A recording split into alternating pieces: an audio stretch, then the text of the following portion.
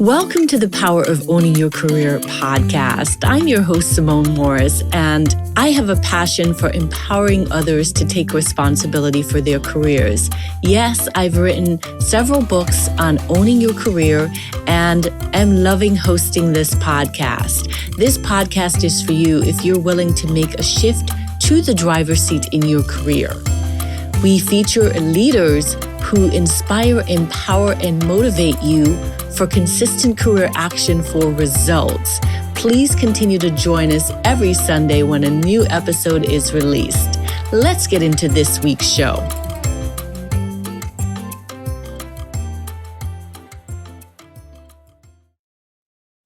Welcome to this week's episode of the Power of Owning Your Career podcast. Today, I'm delighted to have with us Egwu Nwampa. Did I say that right, Egwu? Yes, you did. Good job.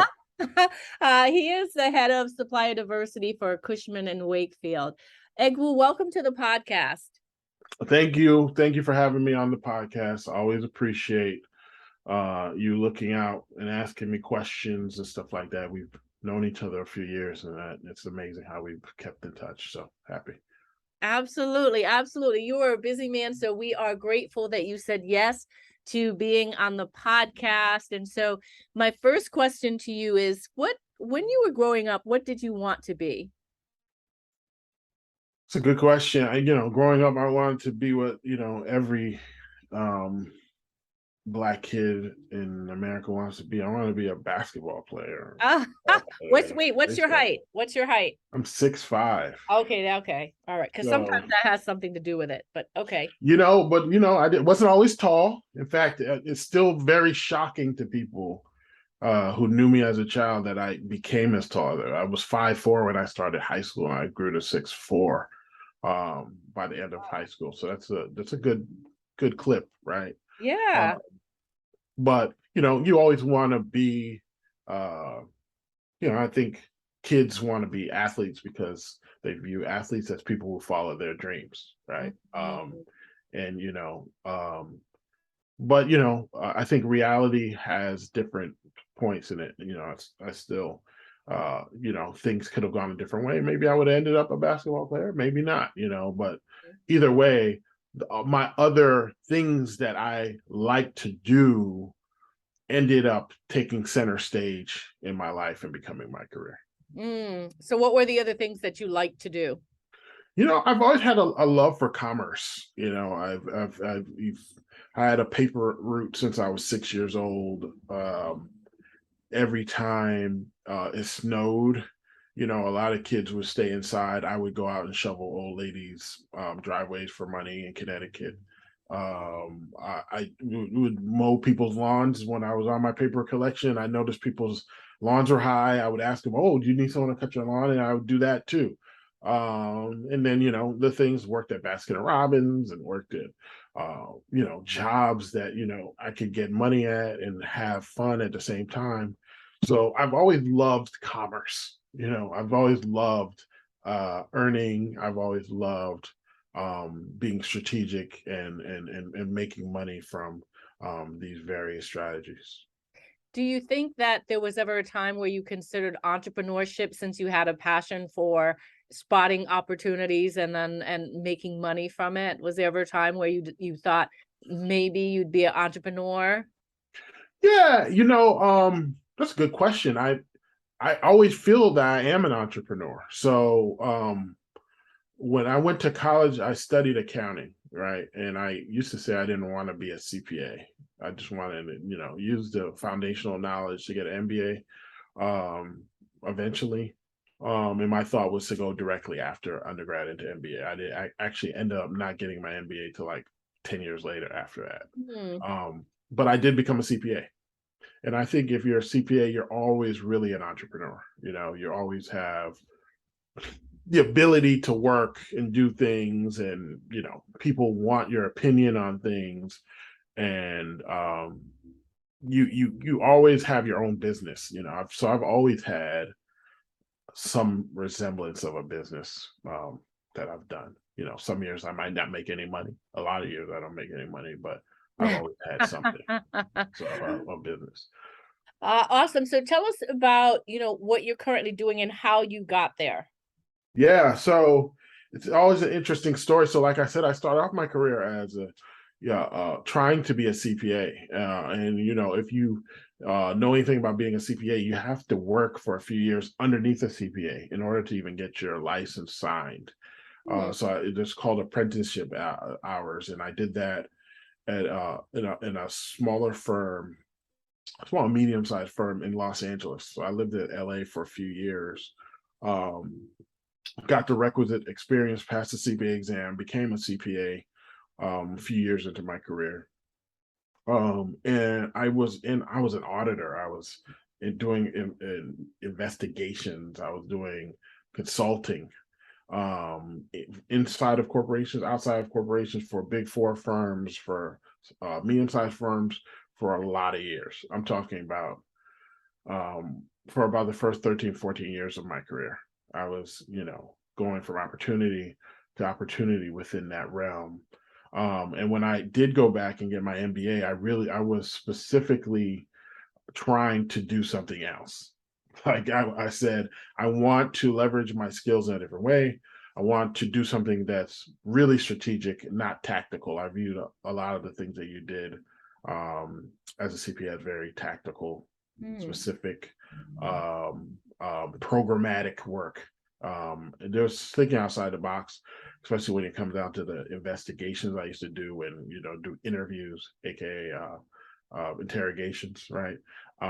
Those ones were a little bit different because you have to think differently and strategize on that. But I wanted to do things that were really strategic.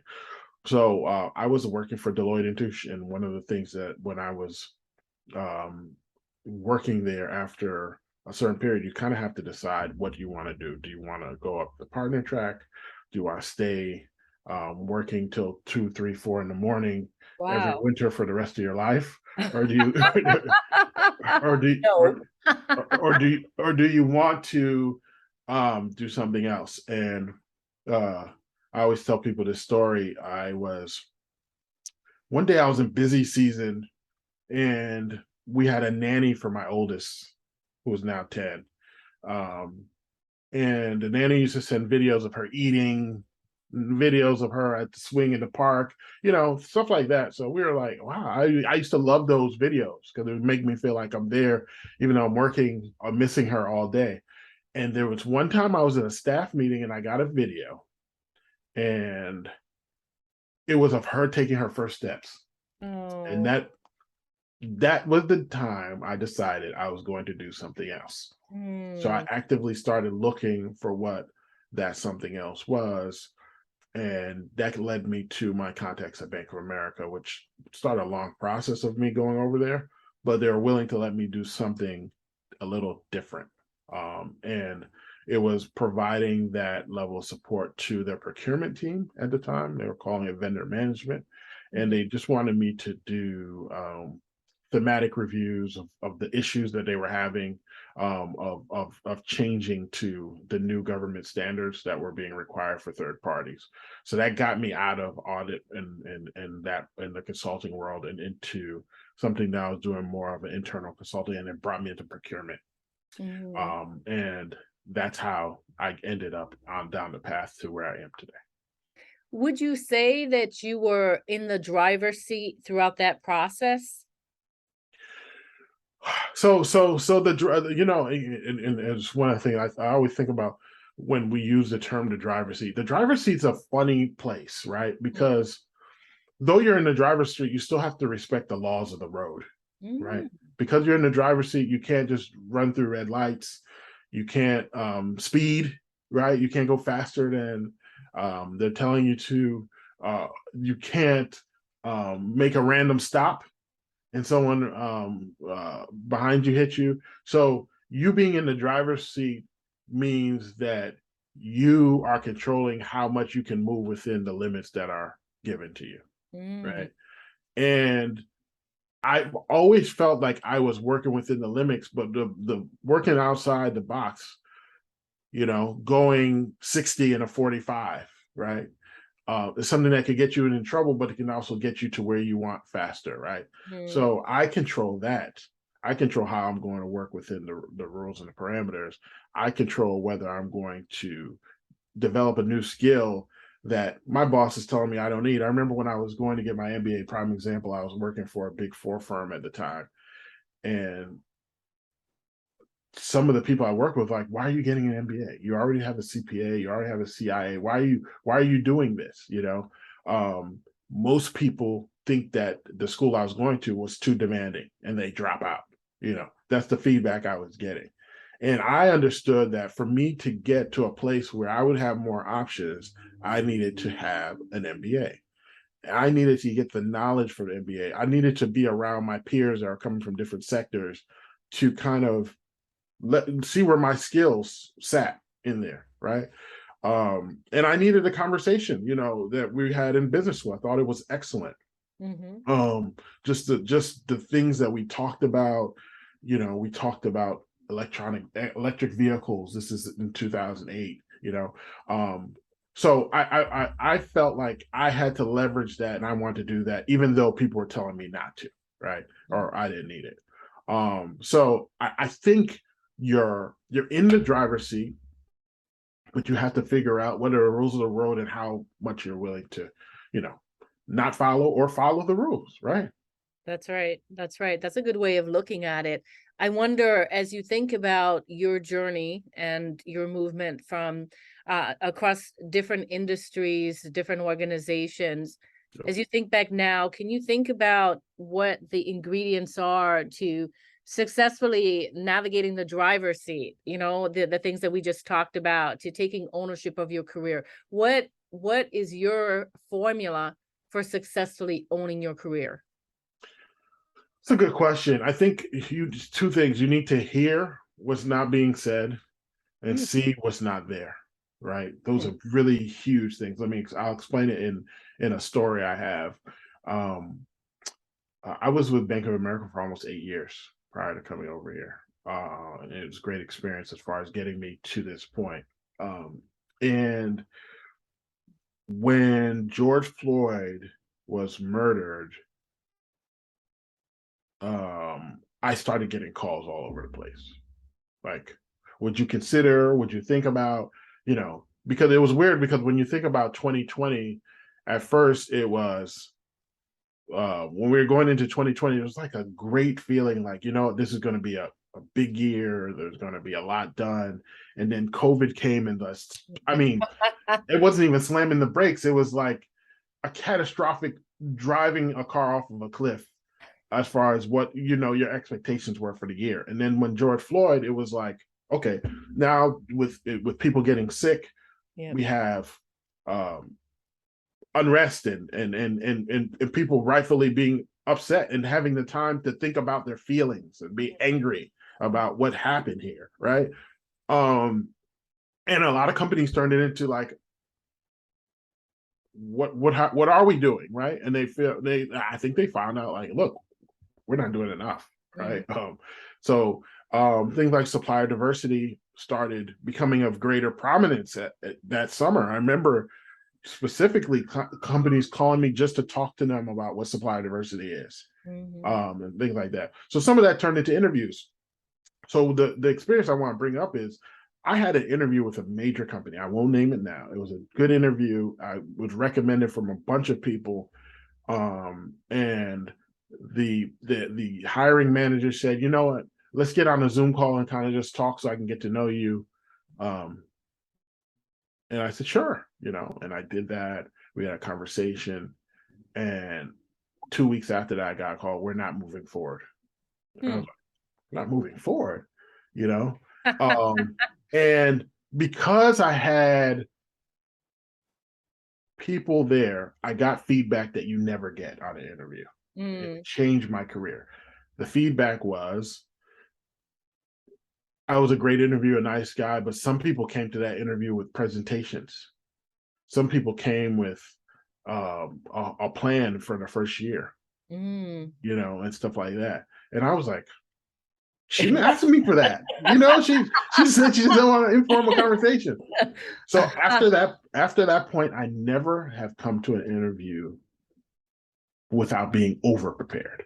I'm just gonna say, audience, I'm just gonna pause Egu for a moment and just say, write that down, because that's a great tip right there. We can show up not overly prepared, and I'm taking notes of that myself. All right, go ahead. So I started doing things like making sure I understood computer programs that could give me more control of the box, because we're doing everything on Zoom, we're doing everything on Teams, all these interviews. So now I have more things at my disposal, right? I could put things up on the screen. I can have things jumping across the screen. I can do things that can engage the interviewer at a clip that some people who are less savvy can't do, right? And all of that changed because of that interview. Because I said, it wasn't even an interview. She wasn't even describing it as an interview. She was like, kind of let's get to know you sort of thing, right?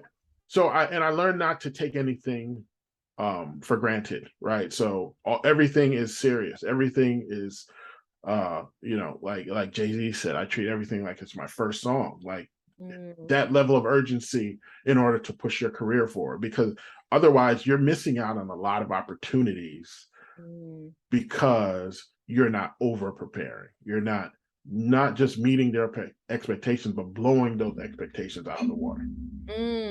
I have a question here. I feel like I should name the episode Over Prepare, but I want to ask you, if you had to write a book, if you're not already doing that, because you're doing a lot of great things. If you had to write a book about your career body of work, what would the title be? It would have to be like higher learning. Say more. Is that about the MBA, the pivotal MBA moment? Is that? No, because every stage you have to take your learning higher than it was before. The MBA wasn't enough. It was next thing, really understanding. I've taken, like, people have these like intensive computer classes on a program or something. I say, what, that might be useful for presentations, and I take it. Right, that continuous learning is so big. I mean, just think about this. In 2018, 2017, I decided I was going to work on my digital footprint. Why? Because I've heard someone speak about it at that time, talking about how big it's going to be in the future, that your digital footprint needs to be at a place where, if you want your career to succeed, when people search you, that's right, you need to control what they search, right? I heard the same thing. And I took that seriously and I did it, right? Who knew that 2020 would come and that would be all you have, right? So your learning and what you're looking at constantly has to keep growing and increasing. It has to keep going higher and higher and higher for you to be successful. I have a lot of people who write me and say, "Can you talk about LinkedIn?" Now I'm giving like little talks and seminars on LinkedIn and how to, engagement and things like that. It's because of just things I've learned on the way. So I would say it would be higher learning, because I'm always learning, always pushing it forward, always trying to pick up a new skill. So I have two follow-up thoughts. One is, give us a LinkedIn engagement tip. And then the other is, what should folks be learning right now to level up in their careers? What have you learned? What resources have you leveraged that have been super useful to you? We just talked about the digital footprint and, Google Alerts or things like that, just to beef up your digital brand. But what other resources could you talk about? And then drop a LinkedIn nugget in there, since you're going around speaking on the topic. Yeah, well, LinkedIn, I would say you definitely need to post on LinkedIn. I think people looked at LinkedIn like it's just a resume or place where they can snoop on people and find like that. If you want to succeed in whatever you do, LinkedIn has replaced networking. Go to anything networking now. It's a totally different feel to it, right? One of the things I do at LinkedIn, and I always tell people this, and you can thank me for this later. If you're on the LinkedIn, you have the LinkedIn app, you have a QR code. Right. Okay. I don't give out business cards anymore. that is my business card. So you scan that QR code, and everyone has a smartphone now, and I go green and stuff like that. The conversation you have from that after that point is 1 million times better than a business card, because you're not, I have, if I look in my closet, I have boxes of business cards I've gotten from people over the years and stuff like that.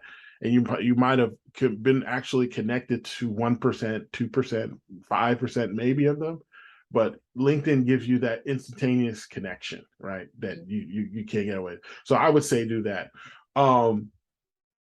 If I had to talk to people about the way, and I do give, I'm giving a course next month on LinkedIn etiquette, because right, there's a lot of people who reach out to you and call my phone. I don't even know how you got my office phone number, but they find you some way, right?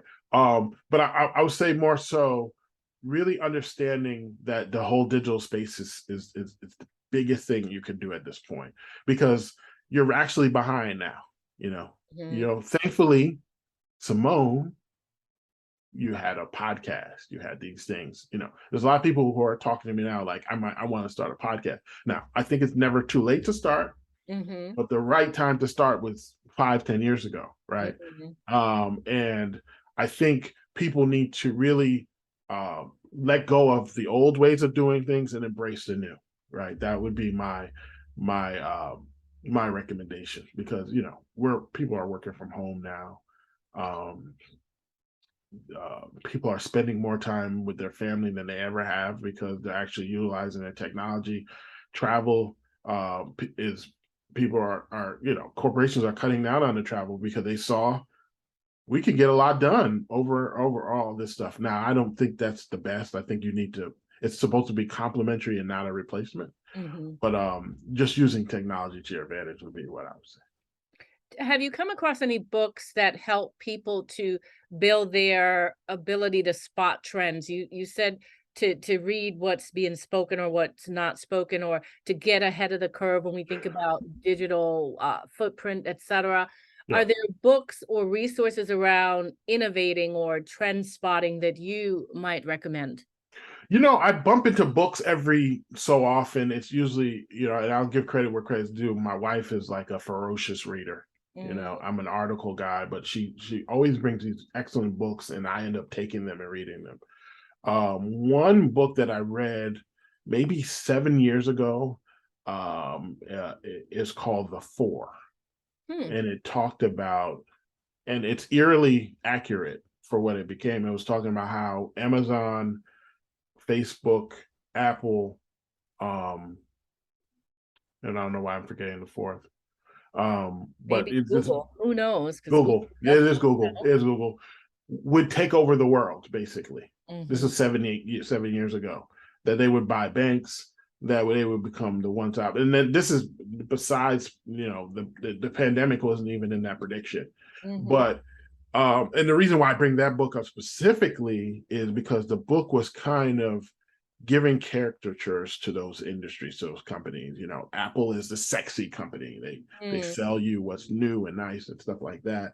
And it's used by the creatives and this and that. And it went into Amazon and how Amazon is transformed commerce and it's that. And it really talked about the strength of that. And the reason why I recommend those type of books for people, because it gets you thinking not in the quagmire of today, but 10 years from now, 5 years from now, what to kind of think about, how to kind of position yourself and move accordingly. And I think that's the most helpful thing you could do. So I wouldn't say a specific book, but I would say those books that really point you to what things can become, or, we both have kids, obviously.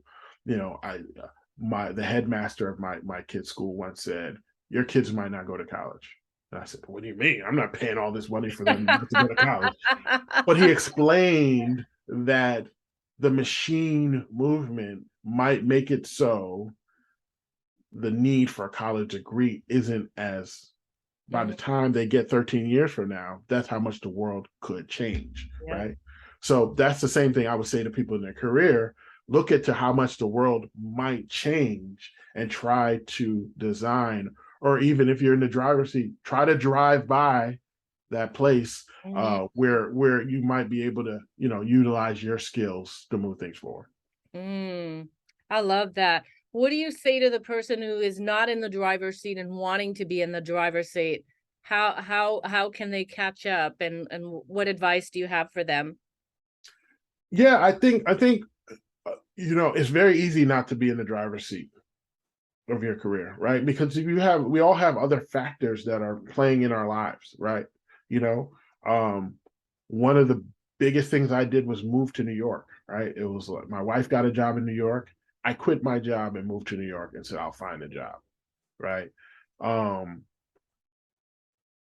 it was hard for 6 months, but I learned a lot in there that you can start over, you can put yourself in a better situation, Mhm. and everything will eventually be okay, right?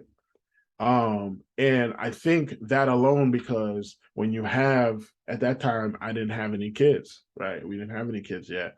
Um, you can, at certain times in your life, you just have more flexibility and you have more ability to take risks and things like that.